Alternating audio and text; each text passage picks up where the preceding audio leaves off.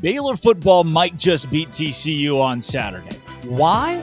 I don't really exactly know, but that's what makes me more confident. This is Locked On Baylor. You are Locked On Baylor, your daily podcast on the Baylor Bears, part of the Locked On Podcast Network, your team every day. Happy Tuesday, everybody. Welcome to Locked On Baylor. I am Drake Toll from Sports Illustrated's Inside the Bears, flying solo today. Yes, the company doesn't like me to do it, but I'm doing it today because I think also, thank you for making Locked On Baylor your first listen every single day. I think that Baylor football might just beat TCU on Saturday. Now, I know what you're thinking. How or why or what could possibly happen and who could get hurt if not the entire TCU football team for Baylor to win. And I think that's almost the reason Baylor might win this game. Now, the first thing you're thinking, especially if you're a TCU fan listening to this, is like, what? That doesn't make any sense whatsoever. But I want to take you back to a Baylor football team who knocked off the number one team in America in Kansas State to ruin their perfect season. I want to take you back to a Baylor football team who knocked off Oklahoma State to ruin their perfect season. I want to take you back to a Baylor football team. That's right.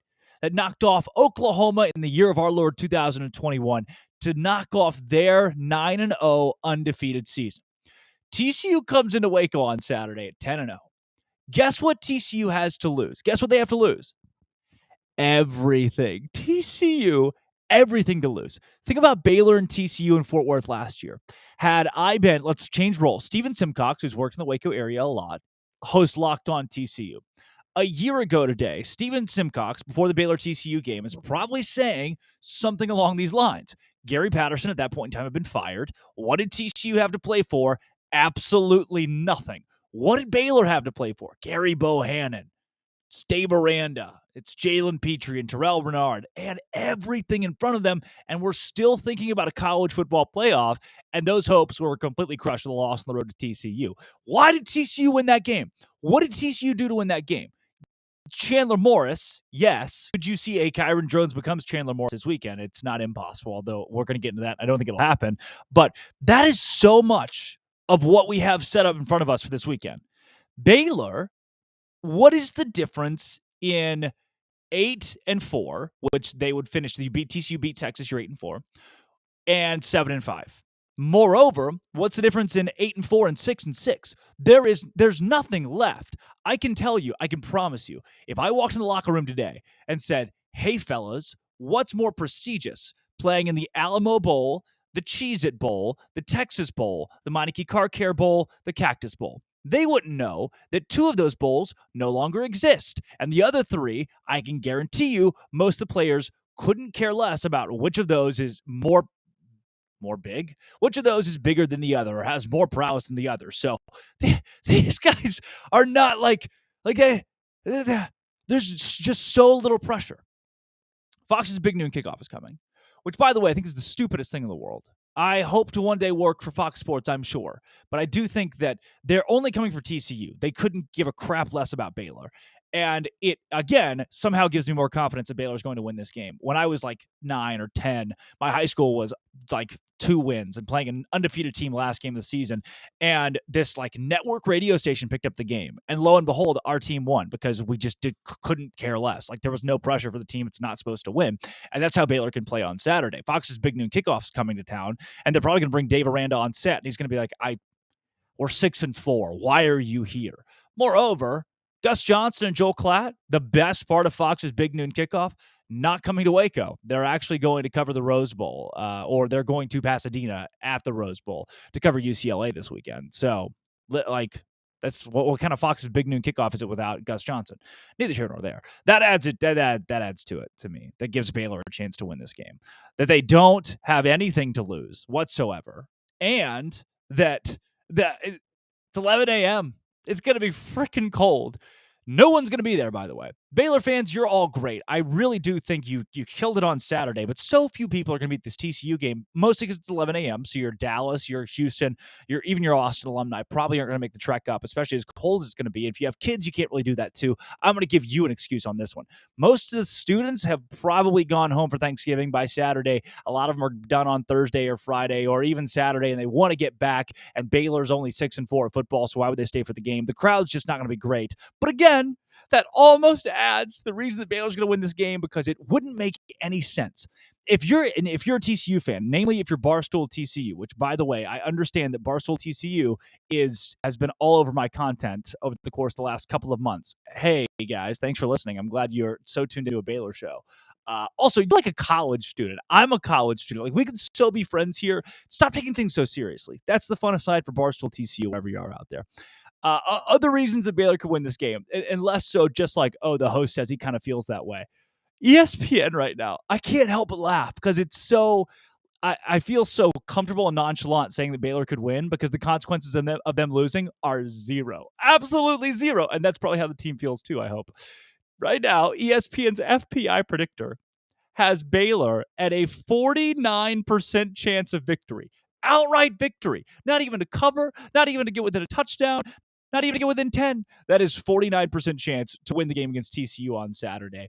The spread currently is TCU -3. It opened at -2. So obviously, a lot of bettors are jumping out there and trying to get on the TCU, right? Because it just makes sense. 10-0 TCU against 6-4 Baylor. TCU is 8-1-1 against the spread. 8-1-1. Insanity. So why not have that end this week? Why not have that end this week? It's a TCU squad that is putting up almost 500 yards per game. Max Duggan has become one of my favorite players in college football. My girlfriend goes to TCU, so I have given her crap for years now about how much I hate TCU and always will. Well, then Sonny Dykes comes along, the whole Hypnotoad thing. And if you don't know about Max Duggan's story, basically it was a quarterback battle between him and Chandler Morris. Morris was the clear front runner, and Duggan told the coaching staff, I will not transfer. I will be the best water boy in TCU history, but I will not transfer. Whatever you tell me to do, whatever role that I'm in, I'm going to do it to the best of my ability. How can you not love a guy like that, with that kind of mentality, who's now thrown for 2,500 yards, 25 touchdowns, and 2 interceptions in a quarterback battle against Blake Shapen, who has 13 touchdowns, 8 interceptions to 2,100 yards, and has thrown the ball 6 more times, by the way, has 6 more passing attempts. Max Duggan, TCU should blow Baylor away. They also have Kendre Miller, who's at 1,100 rushing yards now on 174 carries, 13 touchdowns. Quentin Johnston. TCU is multifaceted. It's offense, it's defense, it's special teams. The TCU secondary, I love. I love the TCU secondary in the preseason. Had a couple of their guys, my all Big 12 preseason team. I'm an objective journalist. And they put that out on the field. So why is Baylor at a 49% chance to win? That it's a coin flip on Saturday. Why is Baylor within 3 points of the spread? Somebody out there knows something. Well, give it to me. Where is it? I don't have a tinfoil hat, but I do have a hat formerly worn by Grant Taff, the winningest Baylor football coach in history. So this is my tinfoil hat today. Why is Baylor going to win against TCU? I don't exactly know. There's not a lot of tangible evidence that points toward yes. But the conspiracy that I have, Vegas knows something. ESPN knows something. These people aren't idiots that make this stuff. And if there's going to be a week that TCU, who's so focused on the college football playoff, is going to lose, it's going to be this week. Granted, they're still going to the Big 12 championship. I would like to see nothing more than TCU lose to Baylor, because then no matter what, TCU's out of the playoff. Like, one loss, USC is getting in. One loss, TCU is probably not getting in, and they likely lose to Kansas State in the Big 12 championship game, or Baylor in the Big 12 championship game if the Bears win out and Kansas State loses out. Probably not going to happen, but it's on the table at least. And there's an avenue where Texas Tech can make it in. That is it. I think that Baylor's got a shot this week, especially after the TCU basketball team lost to Northwestern State. They don't want you to know that, but they lost Northwestern State at home the other day. That's what I want to get into next, is Baylor basketball and their win against Northern Colorado last night and TCU's loss. But first, SimpliSafe. If you thought about securing your home with home security at all, but you've been putting it off for a while, right Locked On Baylor listeners can order the #1 SimpliSafe system for 50% off. The biggest offer of the year. With the holidays coming up, you want to save money. 50% off is a pretty darn good deal. Right now, too, with the holidays, speaking of, crime rates skyrocket. My car got broken into. It wasn't the holidays, but now that it is the holidays, I'm scared my car's going to get broken into again. So right now, SimpliSafe hooked up our house, a bunch of college kids. If us college kids can have a home security system, you can too. Whoever you are, you may be a college kid as well. SimpliSafe was named the best home security system in 2022 by U.S. and World News 3 years in a row. And in an emergency, they've got HD cameras and all kinds of jazz. Check things out and make sure that if your home's actually being broken into, authorities are there. And if it's not, authorities aren't there. So 50% off right now, simplisafe.com/lockedoncollege. Simplisafe.com/lockedoncollege. There's no safe like SimpliSafe. Baylor basketball is good. TCU basketball is not. Oh, Eddie Lampkin, I had a lot of faith in. Mike Miles, I had a lot of faith in. They lost 64-63 to, you guessed it, Northwestern State. That's not good.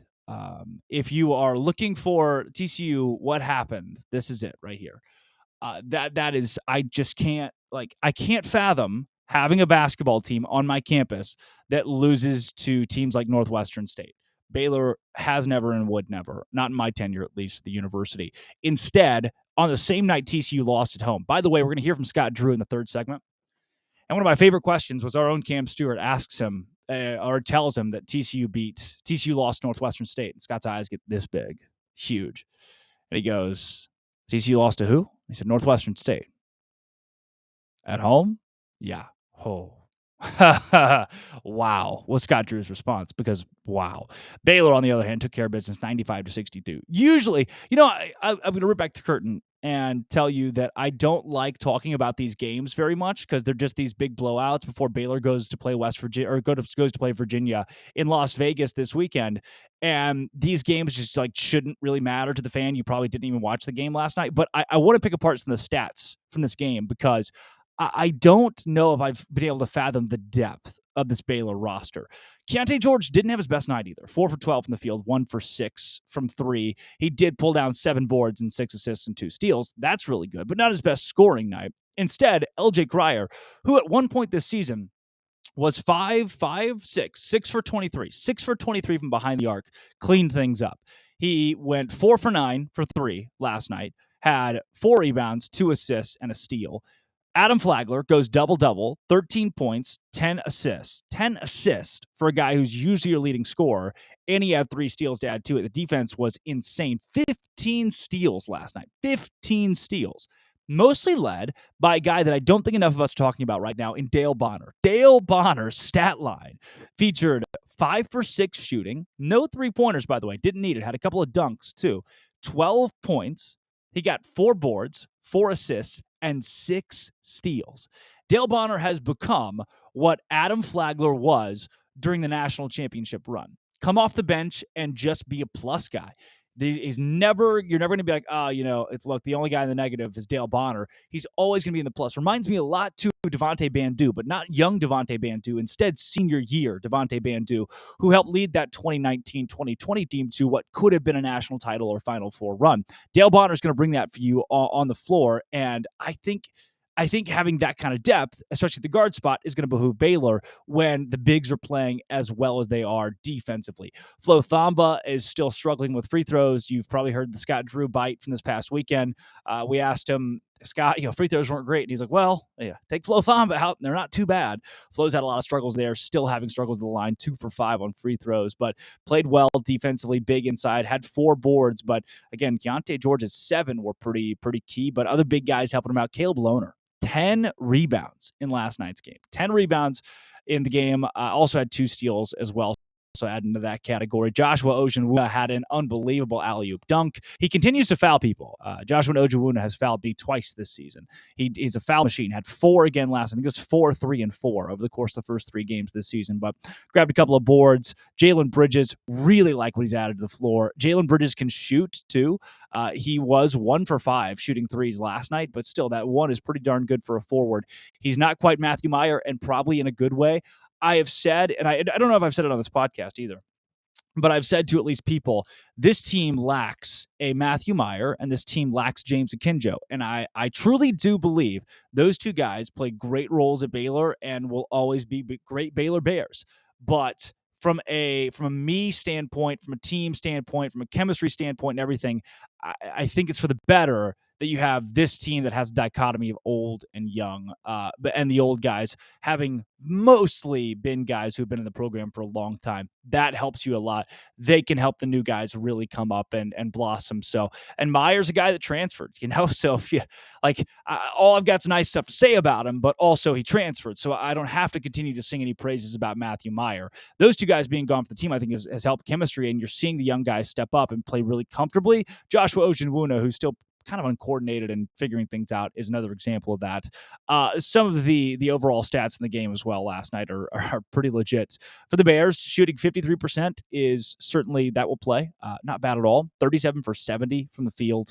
10 for 31 from behind the arc. They didn't take as many three-pointers in last night's game, which was good. Forcing 24 turnovers is big as well. Only turning the ball over 10 times themselves. Having 28 points off turnovers to 4. 28 to 4. They won in that category is big. 29 bench points for Baylor. 12 for Northern Colorado. And then here was the big stat. Somewhere that Baylor wasn't really, they lost the points in the paint battle to Norfolk State. So you're wondering, all right, well, are they going to do better there? They did. 52 to 18. 52 to 18 points in the paint against Northern Colorado. So that has certainly been cleaned up. And the Baylor basketball team, I do believe, has the depth and enough keys you could piece together that they will be a legitimate contender in the NCAA tournament. And you're going to see that against Virginia on Friday in their first real big test, that one in Las Vegas. Also, congratulations to Scott Drew. He's going to talk about it in a second, on 400 wins at Baylor University. 400 wins. Guy's been here a long time. It took him like 7.5 years to win his first 100 games, and then like 3.5 years to win his last 300 to 400 to win that 100 game stretch. So trajectory, Scott Drew, evolution. Congratulations. Just like, you are watching at Baylor University one of the greatest NCAA men's basketball coaches of all time. Truly, he is going to have that moniker by the time he retires, and his retirement is a long, long way away.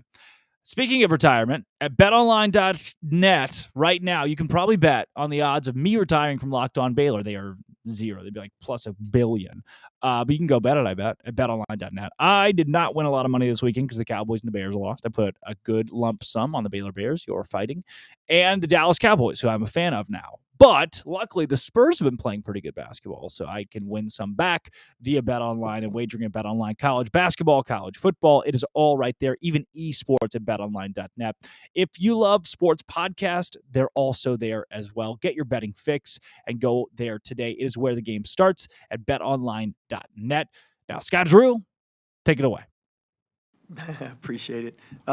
First, I've been very blessed. God's given us great players, great coaches, great administration, great fans, and Baylor family. When they say 400, that's a team award, team honor, and everybody is to be congratulated anytime a team wins. But what you love as a coach is you love when people, players, coaches are happy for others, and our guys really cherish each other, and that is special because nowadays it's harder and harder to find teams and players that really get excited when their team does something well. And Caleb had 10 rebounds. Guys were fired up about that. Dale had 2 dunks. Guys were excited about that. Coach Nunes is his first scout and got a win. Guys were excited about that. So a lot of great things. I'm excited for a warm shower when I get back. The only thing I probably felt bad for was my nephew. I think he was pressing a little bit tonight. So anyway, but proud of how he's and the player he's become. Caleb Shaw, if you didn't know, coming in the game, I think it was 6 for 10 from 3, and top 3. He was tied with 2 others as their leading scorer. So good player. Scott, when you came here 20 years ago, you think that it would even be possible to have 400? Yeah, I really wasn't thinking about 400. We were just trying to get a full team of scholarship guys and compete. But again, I think that's what makes Waco so special and the Baylor family so special. People come here and they're treated so kindly and warm. I mean, all my kids are born here. It's a tough place to leave because of the way that the family atmosphere and the people are in Waco. Scott, what do you remember about win number 1 against Texas? It was closer in this game. So was really proud of the guys for that win, and I think we had a couple guys probably play 38 or 39 minutes, and they were probably between cramping. We're excited to get the win. So again, different times, full roster depth. We don't have to have 4 or 5 IVs or 3 IVs after each game now. Scott, you mentioned you love seeing your guys play together. It seems like every stoppage, halftime, players are kind of pairing off, talking through the game, pointing things out. Lawner especially seems to be a part of those. How do you feel like the connection is on the team? The guys really like one another. They really get along, cheer for each other, and early in the year it's tough too, as you're getting roles established, and people all have expectations. They all want to play, but this group really supports one another, is excited for one another, and that's great to see. And you love that as a coach. Scott, kind of looking at the 400, but also the program and how it's evolved. It took a long time to get to 100, and it just gets closer and closer for each 100. So how hard was that for the program to take that step from being good to being great? Yeah, with 363 teams, I mean, there's so much parity. I mean, every night you look, and Arizona State the other night lost to Texas Southern. I mean, there's just upsets every night. And to win consistently, a couple stats that I really love about our program is since 2008, only us in Kansas in the Power 5 have won 18 or more. And I mean, there's so many good Power 5 programs. So to do that is elite. And if you look at postseason wins, if you look at last 3 years winning as Power 5 program, I mean, a lot of things not just in the last 3 years, but going back to 08, 2010, 2012. So everybody's contributed. Takes a team to win, and truly that's what we've had. All the past guys that continue to come back. I mean, Jeremy Sohan and Mark Vidal were here this weekend. So, I mean, those guys, it's great when they come back. Don't know if you know, but TCU lost tonight as well. Who'd they lose to? Northwestern State. At home? Wow. Not good for the Big 12, but it just shows you the parity. I mean, that's every night. It's got to see LJ kind of get off of his little slump to start the season and kind of take off in that second half. How good was that to see for you? Well, we see it every day in practice. I mean, it's when he misses that you're like, really? And excited for him because he works so hard. I thought his defense today was really good. I thought he's capable of being a very good defender, and he's doing that more and more, which is what we need. So that's really helpful. The other thing is this time of year, a lot of people are under the weather. He's been under the weather, and appreciate his toughness in playing, and he's feeling better now. I know I feel better when the ball goes in the hole.